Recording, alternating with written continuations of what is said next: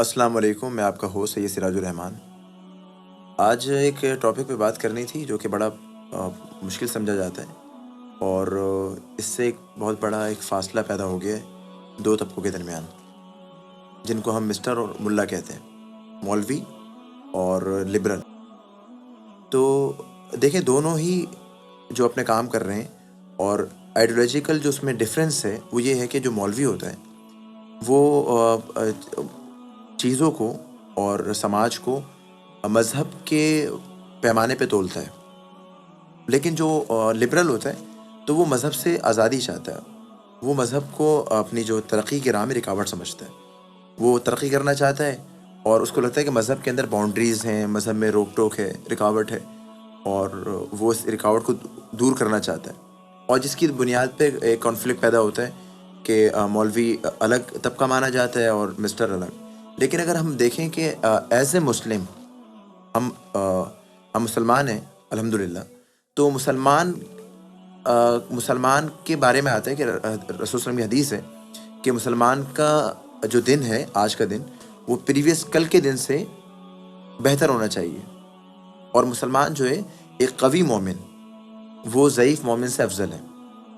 اب ضعیف مومن سے افضل ہے، اس سے مراد جسمانی وہ قوت نہیں ہے، بلکہ جو اسٹرینتھ اور طاقت، مینٹلی، فزیکلی اور انٹلیکچولی اور ہر طرح سے وہ ایک مضبوط مومن ہو، تو یہ بہت ضروری ہے۔ اور لبرل طبقے کا بھی یہی تقریباً جو وہ ہے اپنا تصور ہے، وہ یہی ہے۔ تو ہم یہ بڑا مشکل ہے۔ اچھا، ہمارے یہاں پر ہوتا یہ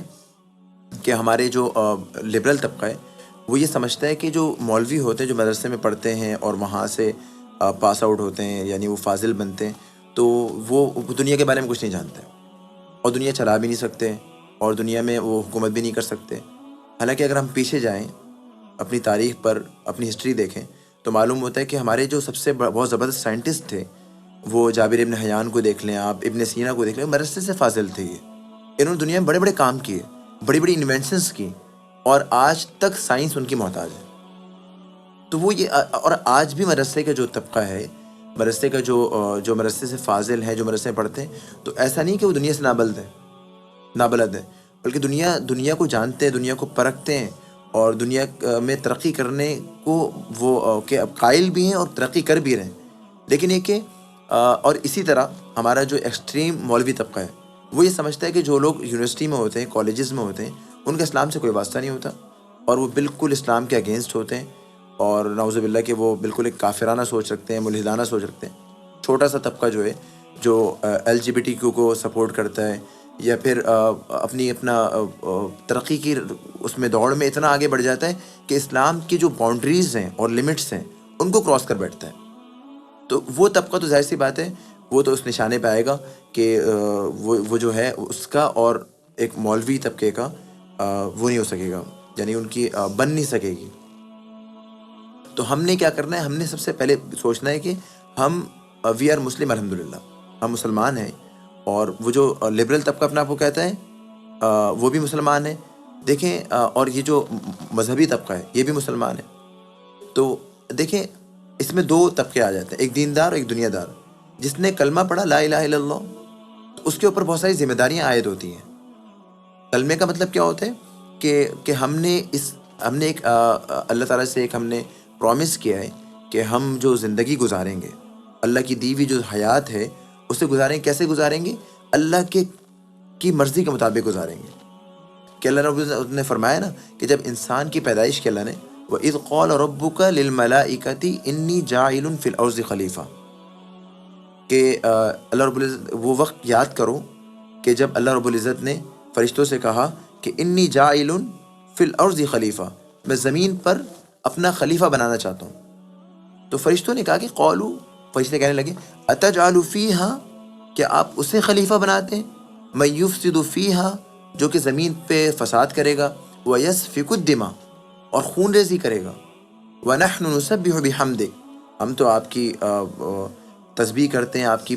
تعریف کرتے ہیں، وَنُقَدِّسُ لَكَ، آپ کی پاکی بیان کرتے ہیں، ہم کہتے ہیں کہ آپ ہر چیز سے پاک ہیں، آپ سونے سے پاک ہیں، آپ کھانے پینے سے پاک ہیں، آپ کی ذات وراء الورا ہے۔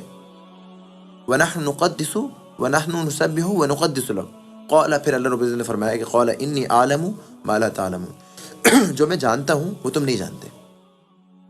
تو یہ اللہ رب العزت نے مطلب کہ انسان کو جب بنایا تو پھر جو عالم الرواح جہاں پر روحیں ہوتی ہیں وہاں پر اللہ رب العزت نے عہد لیا کہ الستُ بربکم، کیا میں تمہارا رب ہوں؟